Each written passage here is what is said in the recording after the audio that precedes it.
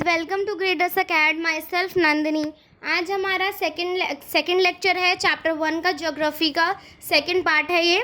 तो बिना time waste करे हुए आज की क्लास स्टार्ट करते हैं। और हाँ, पहला पार्ट आप देख के आएंगे तभी आपको सेकंड पार्ट समझ में आएगा।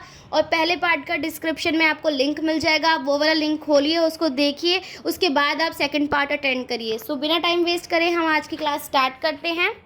आज का हमारा टॉपिक है, पहले हमने पिछले वो ऑन द बेसिस वाले को टाइप्स करे थे ना, टाइप ऑफ रिसोर्सेज। आज हम करेंगे problem due to over use of resources, कि हम जब रिसोर्सेज को ज़्यादा यूज़ कर लेते हैं तो हमें उससे क्या क्या प्रॉब्लम आती है।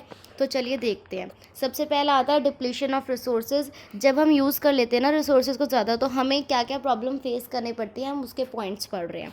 तो सबसे पहला आता है आपका डिप्लीशन ऑफ रिसोर्सेज, कि रिसोर्सेज को हम बहुत ज़्यादा डिप्लीट कर देते हैं, बहुत ज़्यादा यूज़ कर करके जो रिसोर्सेज होते हैं वो ख़त्म होना शुरू हो जाते हैं। उसके बाद आता है हमारा एक्सप्लॉयटेशन ऑफ रिसोर्सेज। अब रिसोर्सेज को हम जब ज़्यादा यूज़ कर लेते हैं ना, तो उनका एक्सप्लॉयटेशन होना शुरू हो जाता है, राइट। उसके बाद हमारा आता है एक्यूमुलेशन ऑफ रिसोर्सेज। अब एक्यूमुलेशन ऑफ रिसोर्सेज का क्या मतलब होता है? नीड को पूरा करने के लिए जब हम रिसोर्सेज को डिप्लीट कर देते हैं तो हम फिर प्रॉब्लम आती है हमें ये, कि हम रिसोर्सेज डिप्लीट हो जाते हैं क्योंकि हम बहुत ज़्यादा यूज़ कर रहे हैं। हम यूज़ क्यों कर रहे हैं? कि किसी भी इंडिविजुअल की ग्रीड को पूरा करने के लिए हम उसको यूज़ कर रहे हैं।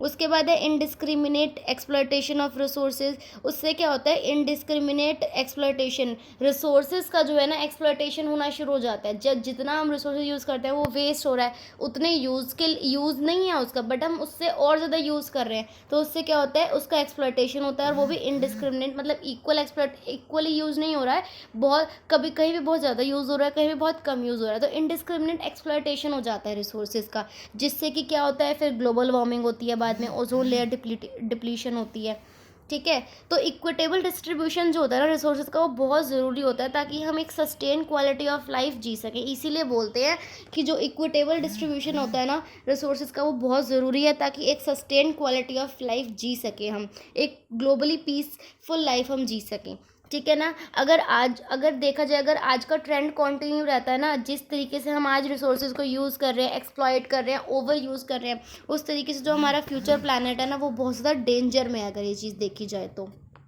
तो जिससे कि हमारा प्लानट बहुत ज़्यादा खतरे में है। अगर हमने इसी तरीके से यूज़ करा सामान रिसोर्सेज को, उससे क्या होगा कि आगे वाली जनरेशन के लिए कुछ भी नहीं बचेगा।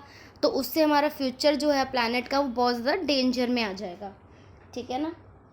फिर उसके बाद हम पढ़ेंगे इससे रिलेटेड ही कि कैसे हम अब सस्टेनेबल डेवलपमेंट हम कैसे कर सकते हैं। बहुत इंपॉर्टेंट टॉपिक है ये, मैंने इकोनॉमिक्स में भी पढ़ा है और ये ज्योग्राफी में भी है। ये क्वेश्चन पक्का आता ही आता है।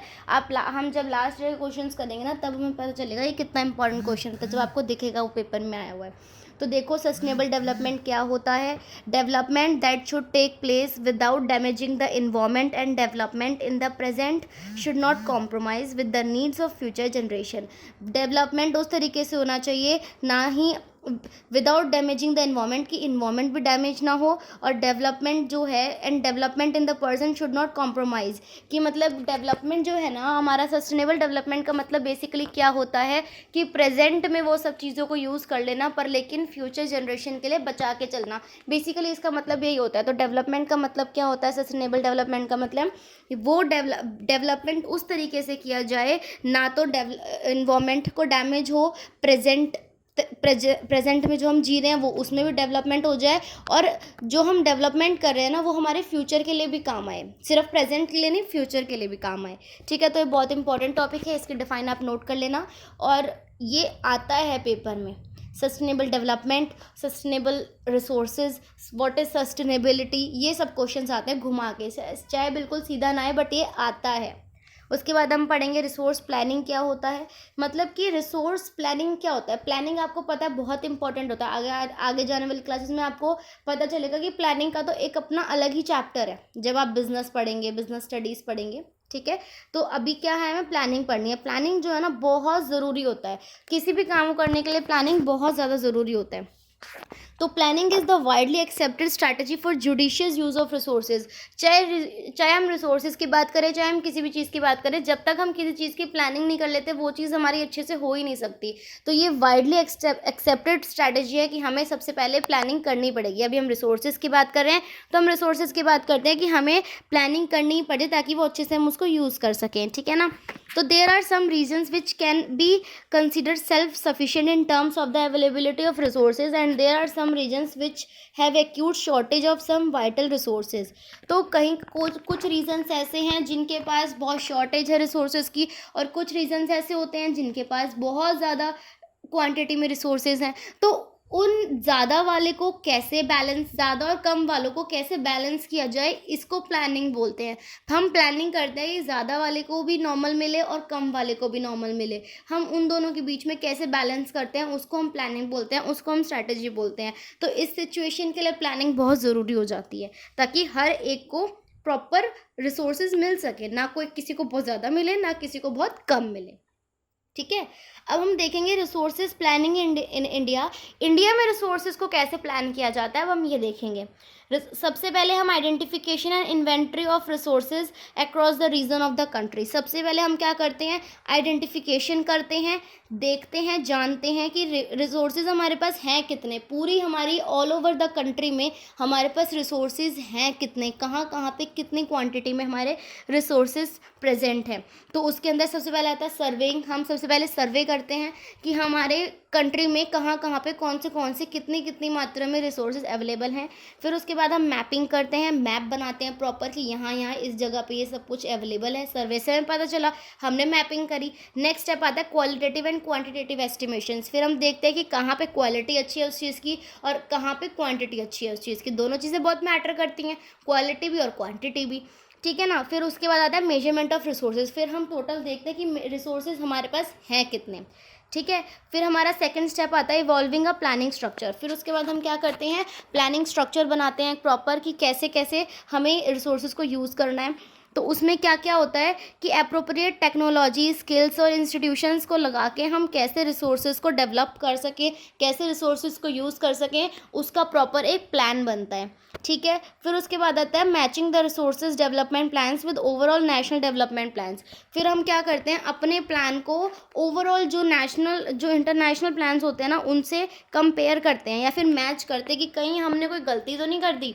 तो 3 स्टेप्स होते हैं, identification and inventory of resources across the region of the country. उसके बाद होता है इवॉल्विंग अ प्लानिंग स्ट्रक्चर, और थर्ड होता है हमारा matching the resources development plans with overall national development plans, कि जो हमने बाकी डेवलपमेंट प्लान्स बनाए हैं क्या ये सही है, वैसा ही है, इसमें कोई कमी तो नहीं रह गई है, वो सब कुछ हम देखते हैं, ठीक है।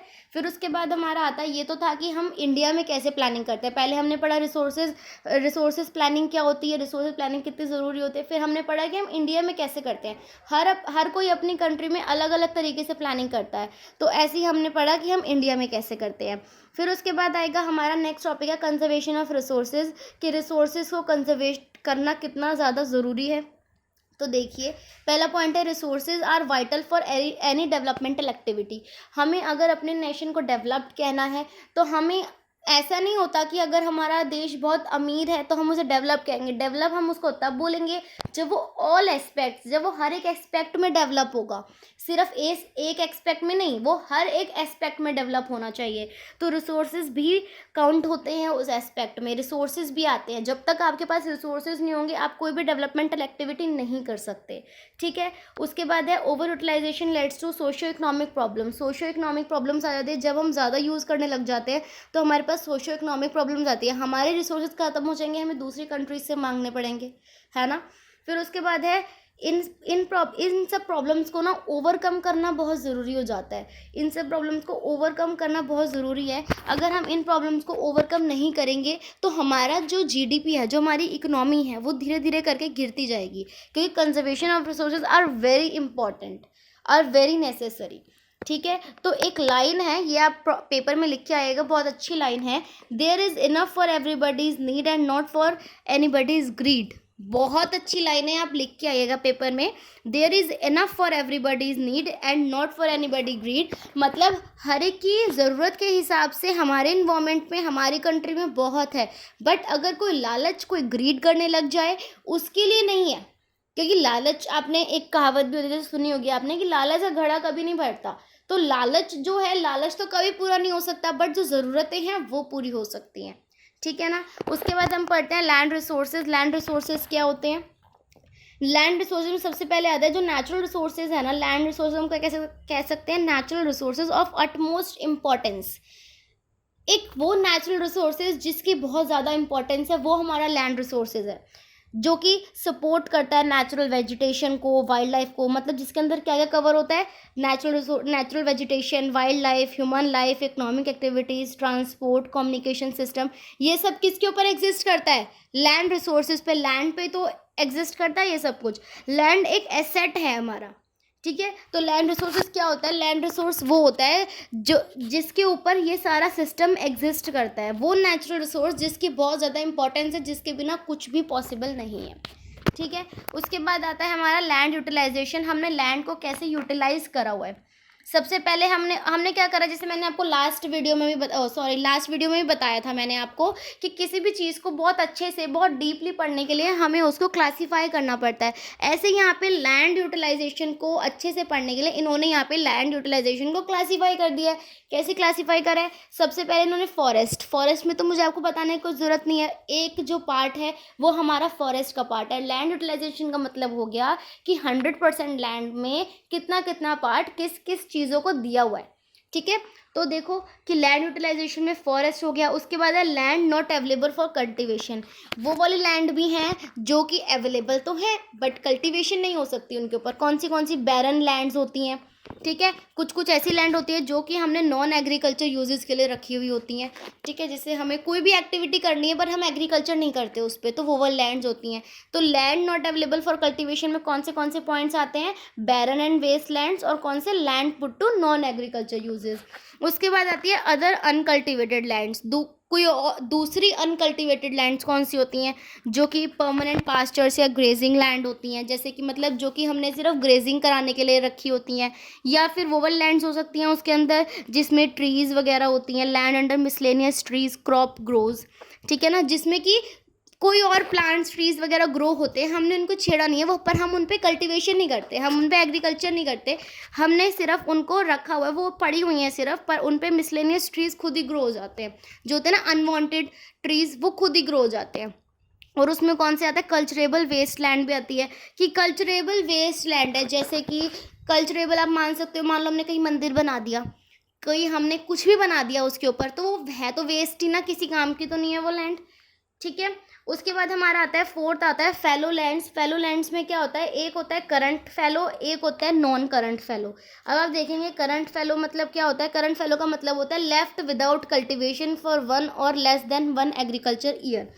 मतलब कि जिस लैंड को हमने छोड़ दिया है, कल्टीवेशन नहीं करी है, 1 या 1 साल से कम के लिए, ठीक है ना। लेफ्ट विदाउट कल्टीवेशन फॉर 1 और लेस देन 1 एग्रीकल्चर ईयर, 1 या 1 साल से कम के लिए हमने उसको छोड़ दिया, कल्टीवेशन नहीं करी है। हम सोच रहे हैं कि 1 साल के बाद ही उस पर कल्टीवेशन करेंगे, ठीक है। और दूसरी जो होती है नॉन करंट फैलो, कौन सी लैंड होती है? Left uncultivated for the past 1 to 5 agriculture year. हमने 1 से 5 मतलब 4-5 सालों से हमने उसको छोड़ रखा है, हमने उस पर कल्टीवेशन करी नहीं है, वो हमारी अनफेलो लैंड होती है। उसके रीजंस बहुत होते हैं, बट ये है क्लासिफिकेशन है फेलो लैंड्स। और फिर फेलो लैंड्स में कौन सी आती है? करंट फेलो और नॉन करंट फेलो, ठीक है। फिर उसके बाद आता है हमारा net sown area. Net sown area क्या होता है? Area sown more than once in an agriculture year plus net sown area is known as gross cropped area. वो वाला एरिया, नेट सोन एरिया का मतलब होता है वो वाला एरिया जब हमने उसमें 1 साल में 1 से ज़्यादा बारी क्रॉपिंग कर लिया, उसको हम बोलते हैं नेट सोन एरिया। और इसमें हम क्या कह सकते हैं? अगर हमने एक नेट सोन एरिया और उसमें आप प्लस कर दो ये वाला एरिया, देखो मैं दोबारा समझाती हूँ। नेट सोन एरिया का मतलब ये होता है एरिया जिसमें हमने 1 से ज़्यादा बार खेती करी है, और प्लस नेट सोन एरिया, इसको बोलते हैं हम ग्रास क्रॉप्ड एरिया, ठीक है, समझ में आया। तो ये थे हमारे कि लैंड को हम कैसे यूटिलाइज़ करते हैं। तो आज की क्लास को हम यहीं पे ख़त्म करते हैं, ज़्यादा लंबी नहीं रखूँगी मैं। आज की क्लास को हम यहीं ख़त्म करते हैं। जो इस चैप्टर का बाकी बचा हुआ पार्ट है वो आपको नेक्स्ट वीडियो में मिलेगा।